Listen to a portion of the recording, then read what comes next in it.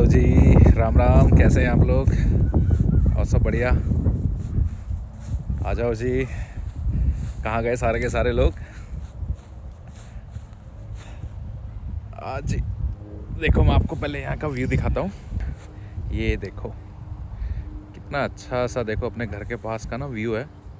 ये देखो, ये सारे घर हैं और ये देखो, ये अपने घर के पास वाला है। ये सारे लेक्स हैं। लोग देखो इधर आए हैं, यहीं बैठ के आप लोगों से बातें करेंगे आज। ये देखो, देखा, अंधेरा होने वाला है क्योंकि शाम हो चुकी है। 6:45 हो रहा है अभी। तो आज ये मेरा 5वां ब्लॉग। आज क्या बताएं फिर आपको।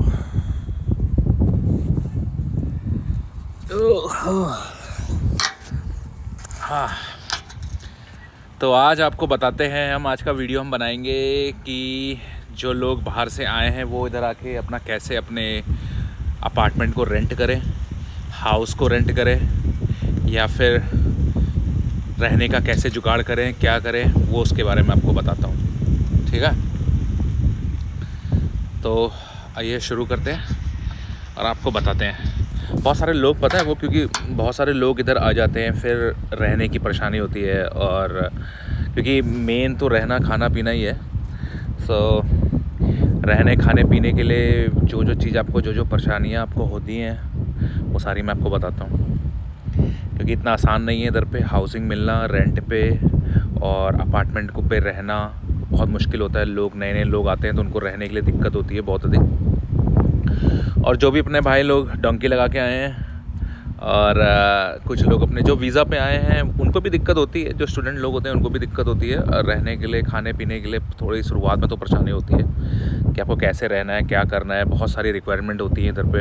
इंडिया में तो क्या होता है कि आपको घर कोई भी मालिक किराए पे दे देता है ना, कि चलो लाओ भाई 400-500, 1000-2000 जो भी है, जिस हिसाब का कंडीशन का रूम है आपको हाउसिंग किराए पे मिल जाते हैं इधर पे। कोई परेशानी नहीं होती। आजकल लोग, कुछ लोग वेरिफिकेशन करवाते हैं, कुछ लोग नहीं करवाते हैं। तो सेम प्रोसेस इधर पे भी है, बट थोड़ा सा लेंथी होता है इधर का प्रोसेस।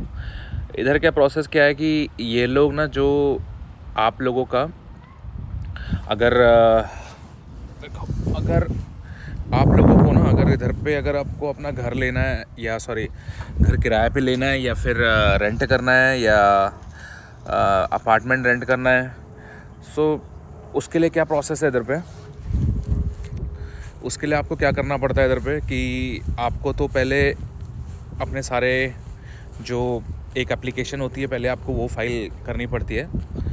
और आप अपना गूगल पे जाके सर्च कर सकते हैं, फेसबुक पे बहुत सारे इधर पे जो आपके ग्रुप्स होते हैं, उस ग्रुप्स में आप डाल सकते हो कि किसी के पास कोई जगह है क्या। क्योंकि एक रूम के अंदर, जैसे आपने अगर 1 BHK लिया है तो, या 2 BHK है, किसी के पास 3 BHK भी है, क्योंकि लोग अकेले रूम को अफोर्ड नहीं कर सकते, तो क्या करते हैं कि 3-3, 4-4 लोग मिल के आपस में रूम को ले लेते हैं, है ना। क्योंकि रूम का रेंट अगर रूम का रेंट अगर $2000-3000 है, तो 3-4 लोग मिल के अगर करते हैं तो फिर थोड़ा सा ईजी हो जाता है, और उस हिसाब से फिर सबको डिवाइड हो जाता है। तो रहने का भी ऐसा है, अगर आप अकेले रूम पे रहते हो, सो मिनिमम मैं आपको पहले बता देता हूँ कि जो 1 BHK रूम का जो रेंट होता है इधर पे, जहाँ पर मैं रहता हूँ आपका फिनिक्स एरिज़ोना में।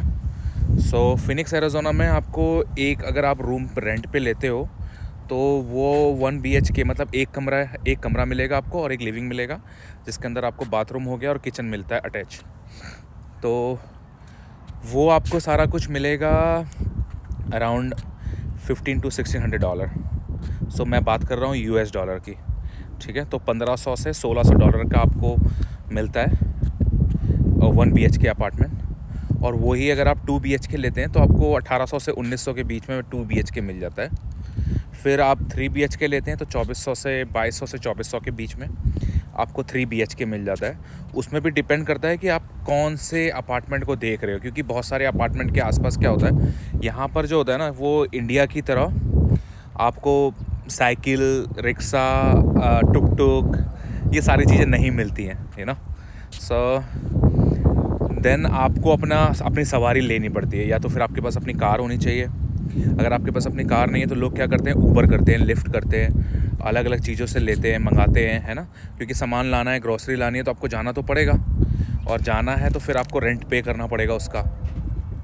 तो जो अगर आप एक बार में अगर ऊबर से जाते हैं या लिफ्ट से जाते हैं तो एक बार का जाने का ही आपको $8 से $10 लगता है, पे करना पड़ता है, वो भी माइल्स के हिसाब से है।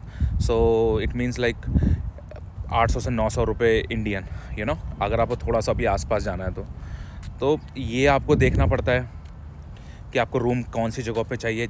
लोग क्या करते हैं, जैसे शॉपिंग मॉल्स हो गए, वॉलमार्ट हो गया, स्टोर्स में आपको रॉस स्टोर्स हो गया, आपके गैस स्टेशन लोग देखते हैं कि कहाँ से मैं कुछ ख़रीद सकती हूँ, कहाँ पर रेस्टोरेंट अच्छे हैं, यू नो। तो वहाँ पर लोग, जहाँ पर इनको मेट्रो स्टेशन मिलते हैं, तो लोग वहाँ पर रहना पसंद करते हैं ज़्यादातर, कि तो वहाँ पर जो रूम होंगे आपके, वो रूम भी एक्सपेंसिव होंगे। क्योंकि वहाँ पर ज़्यादा लोग आपको जल्दी मिल जाते हैं। अगर आप एक रूम को रेंट करते हो तो आपको लोग आपके रूम पार्टनर के लिए, अगर आप एक ग्रुप में अगर आप शेयर करते हो कि मेरे को रूम पार्टनर चाहिए, तो जल्दी आपको वो लोग मिल जाते हैं, है ना। उसकी वजह से भी वो रूम आपको महंगे होते हैं। और अगर आप 4 लोग रहते हो, अगर एक रूम में 2 लोग भी रहते हैं, क्योंकि सब लोग यहाँ काम करने के लिए आए हैं, कोई रहने तो आया नहीं, किसी की फैमिली इधर पे है नहीं। अगर किसी की फैमिली होगी तो वो हाउस ही लेगा, यू नो। किसी की फैमिली होती नहीं है तो लोग एक रूम में 2 लोग भी रह लेते हैं। कोई 3 भी रहता है। वो डिपेंड करता है कि आपकी माली हालत कैसी है, कितना फाइनेंशियली आप स्ट्रांग हो, यू नो। उसके अकॉर्डिंग आप लोग पैसे भरते हो और रूम को लेते हो। ये आपका सिचुएशन रहती है। एंड उसके बाद क्या है कि अब लोग फिर ये रहता है कि अब आपको अपार्टमेंट लेने के लिए भी आपको अपना बैकग्राउंड चेक से गुजरना पड़ता है। बैकग्राउंड चेक क्या होता है वो मैं आपको बताऊंगा आगे की वीडियो में, कि बैकग्राउंड चेक क्या होता है। जो लोग यहाँ रहते हैं already, they know about this, that okay, background check is more important also, you know, is very very important. वो बहुत इंपॉर्टेंट प्रोसेस है। वो बिना बैकग्राउंड चेक के आपको यहाँ रूम नहीं मिलता है ना। जैसे कि आपके वहाँ इंडिया में पुलिस वेरिफिकेशन होता है, वैसे यहाँ बैकग्राउंड चेक होता है, उसको बैकग्राउंड चेक बोलते हैं इधर पे। तो वो मैं आपको बताऊंगा कि वो बैकग्राउंड चेक आपको कैसे करवाते हैं हम लोग, और उसके लिए क्या क्या होता है। तो उसके लिए मैं आपको अलग सी वीडियो बनाऊंगा और अलग सी वीडियो में आपको बताऊंगा, ठीक है। अभी मैं आपको सिर्फ सिंपल सा बता रहा हूँ कि कैसे रूम को, अपार्टमेंट को लीज़ पे लेना है, कैसे करना है, कितने रुपए की लीज़ है, और कैसे कैसे करना होता है। वो आप ऑनलाइन गूगल पे जाके सर्च कर सकते हो। आपको रूम का अपार्टमेंट कहाँ चाहिए, कौन लोग आपके रूम को देख रहे हैं, कि जिनको रूममेट्स चाहिए, है ना। वैसे करके आप लोग रूम को, आपको अगर रूम मिल गया तो उसके बाद आपको जाना पड़ता है, आपको अपनी एप्लीकेशन फ़िल आउट करनी पड़ती है। एप्लीकेशन फ़िल आउट करने के बाद आपको अपना सारा कुछ उस एप्लीकेशन में लिखना होता है, कि आपका नाम क्या है, पता क्या है, डेट ऑफ बर्थ क्या है, आपकी सोशल सिक्योरिटी नंबर क्या है, और आपके ऊपर कोई क्रिमिनल रिकॉर्ड है, उसके लिए वो लोग आपसे एक्स्ट्रा चार्ज करते हैं, बैकग्राउंड चेक करते हैं आप लोगों का, है ना। वो बैकग्राउंड चेक का प्रोसेस होता है, और उसके बाद जाके कहीं आपको फिर उसकी रिपोर्ट आएगी। 1 या 2 दिन का आपको टाइम मिलता है कि आप 1 या 2 दिन रुको, और उसके बाद वो आपको बताते हैं कि ठीक है, अब आप लोग यहाँ पर आके शिफ्ट हो सकते हो, यू नो। उससे पहले आप लोग शिफ्ट भी नहीं होते, कुछ भी नहीं होते, तो आप रह नहीं सकते। चोरी छुपे आप रह सकते हो, बहुत सारे प्रोसेस हैं कि अगर आप रहना चाहो तो आप किसी को बोल दो, या अपने आपको कोई जानने वाला है, दोस्त है, तो वो क्या करते हैं, वो लोग अपने नाम पे कमरा, मकान, रूम, जो भी कुछ होता है, अपार्टमेंट होते हैं, उसको अपने नाम पे ले लेते हैं। और फिर बाद में जो लोग यहाँ रहना चाहते हैं, फिर वो लोग उसके सहारे पे रह लेते हैं, क्योंकि जिनके पास डॉक्यूमेंट नहीं है, और जिनके पास गुड जॉब नहीं है, क्योंकि जॉब बहुत इंपॉर्टेंट है, वो लोग चेक करते हैं कि आपके पास, आप रूम के रेंट को पे कर पाओगे या नहीं कर पाओगे। आपकी जो जॉब होती है उसका भी वेरिफिकेशन करते हैं वो लोग, कि आपकी सैलरी कितनी है, आपको स्टेटमेंट देनी पड़ती है बैंक की, है ना। तो वो सारा आपको लेटेस्ट मंथ का आपको सारा प्रोवाइड कराना पड़ता है। वो डॉक्यूमेंट आपके अप टू डेट होना चाहिए। तो वो सारा कुछ होने के बाद जाके आपको एक रूम का अपार्टमेंट मिलता है, ठीक है। ये आपका हो गया पेपर वाइज।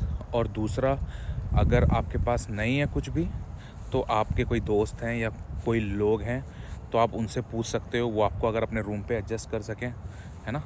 वो कहें कि ठीक है, मेरे रूम पे आप आ जाओ, मेरे रूम पे आप रह लो, है ना। वो लोग वैसा भी करते हैं। तो वो भी डिपेंड करता है कि आपको कौन अपने पास रखना चाहता है, कौन नहीं रखना चाहता, है ना। और अगर आपने कोई लीजिंग जो होती है वो मंथ टू मंथ भी होती है, जो मंथ टू मंथ होती है वो बहुत एक्सपेंसिव होती है, वो महंगी होती है, लेकिन आप उसको छोड़ सकते हो कभी भी।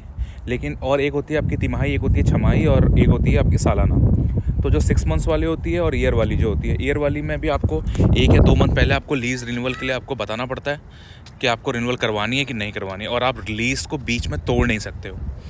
अगर आप लीज़ को बीच में तोड़ते हो, आप रेंट नहीं भर पाते हो या कुछ होता है, ऐसा प्रॉब्लम होती है, तो आपके जो 3 रूममेट हैं या 4 रूममेट हैं, उनको आपस में मिलके वो रूम को रेंट को भरना होता है, और वो लोग उस रूम के रेंट को फुलफ़िल करते हैं।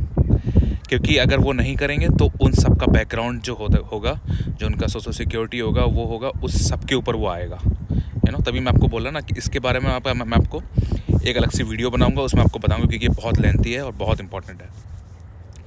सो ऐसे करके वो लोग ये करते हैं। और हाउसिंग का जो प्रोसेस है उसके लिए आपकी पे बहुत होनी चाहिए। सो जो लोग जिनकी पे ज़्यादा होती है तो वो लोग ही हाउसिंग पे ज़्यादा अफोर्ड कर पाते हैं। सो वो हाउसिंग पे रहते हैं वो लोग।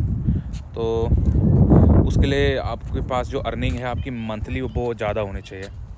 सो उसके अकॉर्डिंग ही आपको वो मिलता है, मल्टीप्लाई बाय 3 करते हैं वो लोग, उसके हिसाब से आपके मंथली आपकी वो निकालते हैं, और तब जाके आपको इधर पे वो मिलता है, हाउस मिलता है। कोई अपना हाउस देगा आपको किराए पे रहने के लिए, ठीक है ना। अपार्टमेंट तो प्राइवेट है तो कोई भी दे सकता है। हाउस क्या होता है कि किसी बंदे ने अपने लिए ले रखा है और वो आपको अपने वहाँ रहने दे रहा है ना। तो रियल इस्टेट वाले भी ये काम करते हैं, हाउसिंग को रेंट पे देने वाला, तो वो लोग भी करवाते हैं, तो उनसे भी वो प्रोसेस हो सकता है। बाकी जो कुछ भी है सारा मैंने आपको बता ही दिया है कि ऐसा ऐसा प्रोसेस है करके। और अगर आपको कुछ और जानना है तो आप दोबारा से मेरे को आप कमेंट बॉक्स में लिख के डाल सकते हो, और फिर मैं आपको बताऊंगा और उनके बारे में। तब तक के लिए राम राम, मिलेंगे दोबारा नई वीडियो में। और मेरी इस वीडियो को शेयर, लाइक और फॉलो करना नहीं भूलना है। आपको पता है मेरे चैनल का नाम क्या है, विदेश यात्रा। सो प्लीज़ उसको फॉलो करिए ज़्यादा से ज़्यादा, ठीक है। Thank you, good night.